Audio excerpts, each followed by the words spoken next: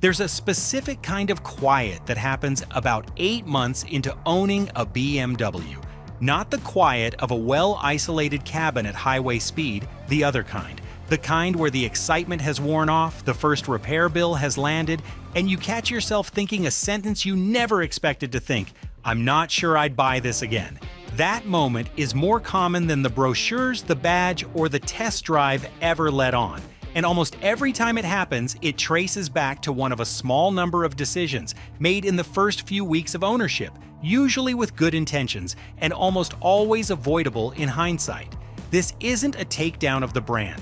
Plenty of people drive the exact same models for a decade and never look back, park in the same driveway every night without a second thought, and mean it every time they say they'd buy the same car again. What separates them from the regretters isn't luck, and it isn't the specific model they happen to choose.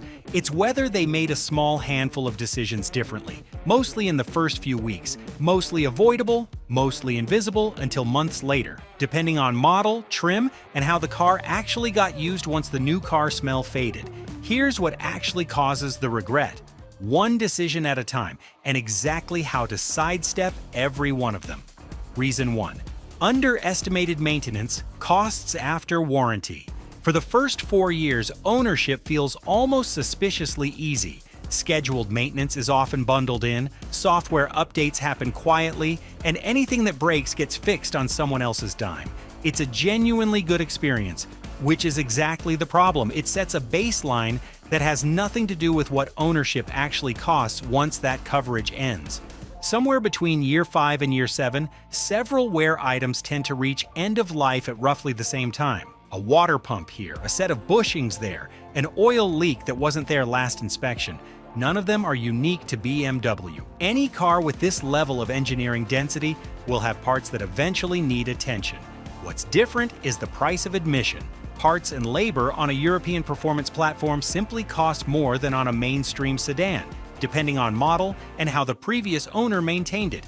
This isn't because the parts are exotic for the sake of it. Tighter tolerances, more sensors, and more integrated electronics all exist to deliver the driving experience the car was bought for in the first place. The same complexity that makes the steering feel that precise or the ride feel that composed is the complexity a technician has to work around when something eventually needs replacing.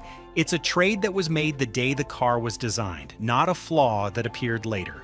The owners who end up resentful are almost always the ones who priced the car against the monthly payment alone and never modeled year 6. The owners who don't are the ones who treated the free maintenance honeymoon as exactly that, a honeymoon, not a forecast, and set aside a real number for what comes after.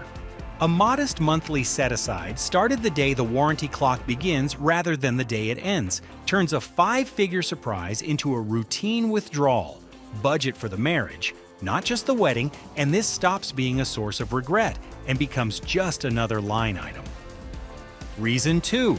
Chose the wrong engine for their driving style. There's a pull toward the bigger engine that has almost nothing to do with need and everything to do with story. 6 cylinders sounds like a better story than 4. A twin-turbo V8 sounds like an even better one. And in a showroom surrounded by other people's enthusiasm, it's easy to buy the version of yourself who takes canyon roads on weekends instead of the version who sits in traffic on the way to daycare pickup.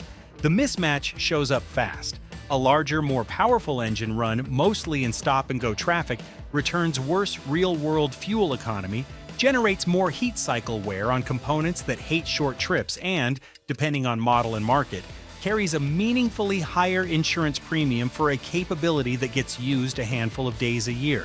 The car isn't broken. It's just answering a question nobody actually asked it. There's also a quieter cost that doesn't show up on any invoice, the low hum of guilt that comes from knowing a genuinely capable engine is spending 90% of its life doing something it was never built to find interesting. That feeling doesn't damage the car, but it erodes the exact enjoyment the bigger engine was supposed to deliver in the first place. The fix isn't complicated, and it isn't about buying less car. It's about being honest before signing anything about what a typical Tuesday actually looks like. A smaller, well-matched engine driven the way it's actually going to be driven often outperforms in lived experience a bigger one straining against a mismatch it never asked for. An engine matched to real usage, rather than to the version of your life you're hoping to have, is the difference between a car that feels effortless and one that quietly reminds you every month that you bought for a fantasy commute. Reason 3. Bought the sport package for weekend dreams, then drove it every day. The sport package sells a very specific daydream: an empty mountain road. No traffic, no potholes, just you and a car that answers you back. It's a genuinely good feeling to imagine. The problem is that Daydream gets purchased with a checkbox that then has to live in the real world. The one with speed bumps, broken pavement, and a 40-minute commute 5 days a week. Stiffer springs, firmer dampers, and lower profile tires do exactly what they're designed to do. They sharpen the car's responses at the cost of absorbing less of the road. On a curated back road, that trade feels thrilling. On a daily grind over the same cracked pavement, it stops feeling sporty and starts feeling like a low hum of fatigue that shows up in your lower back before it shows up in your driving enjoyment. This isn't the suspension failing, it's the suspension doing precisely what was ordered, for a use case that only shows up on weekends. The owners who don't regret this option are the ones who were honest about the ratio. How many days a week are actually spent chasing a corner versus commuting through one? Test driving the exact wheel and tire combination over the worst road near home, not the smoothest one near the dealership, tells the truth a showroom loop never will. If that ratio favors the daily grind, the softer setup won't feel like a compromise. It'll feel like the car remembering what it's actually for most of the time. Reason 4. Bought the badge instead of the BMW. 3 letters carry a lot of weight in car culture, and manufacturers know it. Somewhere along the way, M Sport and M Performance trims, appearance and handling packages layered onto otherwise ordinary cars, became close enough in name to the fully engineered M Division cars that a lot of buyers walk away thinking they bought one when they've bought the other. The two aren't positioned as equals for a reason. A true M car comes from a separate engineering program. Different engine internals, different chassis tuning, different everything under the surface, while the badged trim level dresses a standard car in the aesthetic without the substance underneath, depending on model and market. Neither is a bad purchase, but buying one while believing you got the other is where the regret creeps in. Usually the first time an actual M owner explains politely the difference. The fix costs nothing and takes 30 seconds. Ask directly whether the car is the engineering program or the styling package and get the answer in writing on the build sheet before you sign anything. The build sheet doesn't lie the way a trim name on a window sticker sometimes can. It lists the actual engineering codes behind the badge, and reading it takes less time than negotiating the price. Buy the badge on purpose or don't buy it at all. Just don't let a nameplate on the trunk make the decision for you. Reason 5. Ignore depreciation before buying. Depreciation on a performance-oriented European car doesn't follow the same gentle curve as a mainstream commuter sedan. Certain configurations, heavily optioned, unusual colors, engines that fell out of favor, can lose value faster than buyers expect in the first 3 years, well before the car has done anything wrong. Nobody explains this at the point of sale because nobody who's selling you the car benefits from you thinking about resale. The regret here isn't really about the car. It's about the gap between what someone believed they owned and what the market was actually willing to pay for it 3 years later. A gap that shows up all at once, usually right when life circumstances force a sale nobody planned for. None of this means avoiding the brand. It means treating resale value as a real input into the buying decision, not an afterthought. Checking how a specific configuration has historically held value before falling in love with a color or an option list.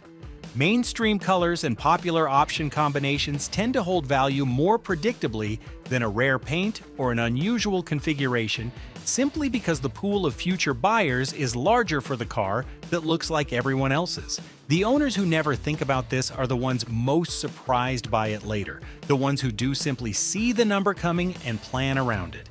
Reason 6. Skipped the pre-purchase inspection. A used BMW can look, smell, and drive like a car in perfect health right up until an independent inspection finds otherwise. This isn't a knock on sellers. Most aren't hiding anything intentionally. It's that the system's most likely to cause expensive trouble down the road. Cooling components, electronic modules, certain engine seals rarely announce themselves on a 15-minute test drive around the block. The math on skipping the inspection is almost always backwards. A pre-purchase check from an independent BMW specialist costs a small fixed amount and takes an afternoon. Skipping it to save that afternoon can mean inheriting someone else's deferred maintenance, sometimes thousands of dollars of it, discovered only after the sale is final and the seller is unreachable.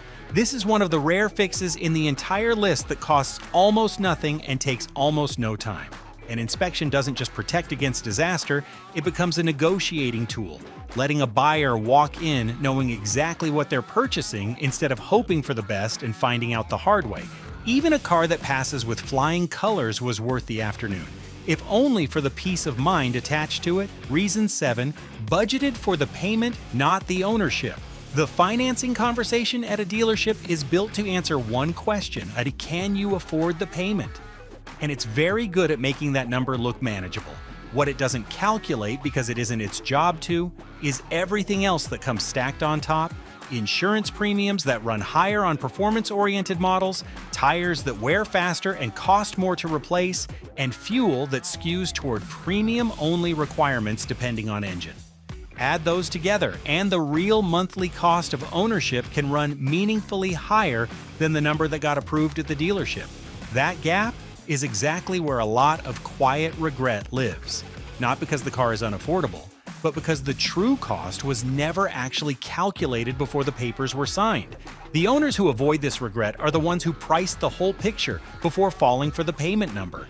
Insurance quote in hand, tire costs researched, fuel type accounted for, calling an insurer for a real quote before signing rather than after driving off the lot is a 5-minute phone call that can reshape the entire decision. It takes an evening of homework. It saves years of feeling like the car is quietly more expensive than it was supposed to be. Reason 8, bought the BMW they wanted, not the one they needed. There's a version of every buyer that exists mostly in the imagination. The one with no backseat passengers, no cargo to haul, no errands that require folding a stroller into a trunk. That version is a lot of fun to shop for. The problem is the actual version of most people's lives involves at least some of those things, and a car chosen for the fantasy has to be lived with by the reality. This isn't a story about giving up on driving enjoyment. Plenty of BMW body styles balance genuine driving character with real usability, but only if that trade-off gets considered honestly before the purchase, not discovered accidentally afterward when a two-door coupe turns out to be a poor match for a growing family or a weekly Costco run. The fix is uncomfortable but simple. Write down what the car actually has to do in an average week before shopping for what it should feel like on the one weekend drive that isn't representative of the other 6 days. Bringing the actual gear, the stroller, the golf clubs, the second car seat, to the test drive turns an abstract question into an obvious answer, usually before a single form gets signed. The car that fits the whole week beats the car that only fits the fantasy of it. Reason 9, bought the internet's favorite BMW. Every enthusiast community eventually crowns a favorite.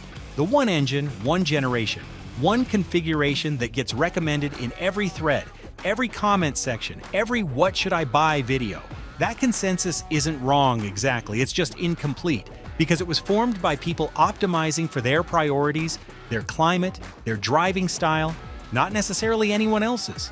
The regret shows up when a buyer adopts the community's favorite without checking whether it's known trade-offs, a finicky component here, a maintenance quirk there, a running cost that enthusiasts shrug off because they already knew what they were signing up for, actually line up with their own tolerance for those trade-offs. What reads as a minor asterisk in a forum post can become the single most annoying thing about the car for someone who wasn't expecting it. None of this means ignoring enthusiast consensus. It means treating it as one input, not the whole decision. The most useful comments are rarely the top voted ones. They're the ones further down the thread from someone whose climate, commute, and budget actually resemble the buyer's own. The engine or generation with the most passionate fan base isn't automatically the one best suited to a specific budget, climate, or commute. Sometimes the right car is the one nobody's making videos about. Reason 10. Believed BMW myths instead of researching their exact model. Car culture runs on shorthand, and shorthand is where nuance goes to die. BMWs are unreliable. The transmission's fine. It's lifetime fluid. That engine's a ticking time bomb. Every one of these started from a real, specific issue on a real, specific model, and then got flattened into a blanket statement that gets repeated about the entire brand, decades and platforms removed from where it actually started. The regret here is subtle but real. A buyer avoids a genuinely excellent model because of a reputation earned by a completely different engine a decade earlier, or just as often, walks confidently into an actual known issue because they assumed the good reputation of one model year automatically applied to the one they were buying, depending on model, model year, and market. The only real fix is the least exciting one. Research the exact model, engine, and year in front of you, not the brand's reputation in general, and not what a stranger at a gathering confidently repeated as fact. 10 minutes spent looking up the specific engine code and production year in front of you resolves more uncertainty than a lifetime of secondhand brand reputation ever could. The myths aren't useless. They usually point at something true somewhere. They're just almost never true about the specific car you're about to buy. None of these 10 reasons are really about the cars themselves. They're about the gap between expectation and reality, a gap that opens up long before the first mile is driven, in a configurator, a financing office, or a comment section, and only becomes visible months later when the bill or the discomfort finally arrives. Close that gap before signing anything, and almost every one of these regrets simply doesn't happen. Notice that not one of the 10 fixes involved walking away from the brand, downgrading the dream, or settling for less car than was wanted. Every single one of them was about asking a slightly more specific question before signing. What year 6 actually costs, what a Tuesday commute actually feels like, what the build sheet actually says. The questions are unglamorous. The payoff is a decade of not thinking twice about the decision. The owners who love these cars for a decade aren't the lucky ones. They're the ones who did the unglamorous work of matching the car to their actual life instead of the life they were imagining in the showroom, and who 8 months in felt exactly as good about the car in the driveway as they did the day they signed for it. From all of us here at Bimmer Insider, thanks for watching. We'll see you in the next one.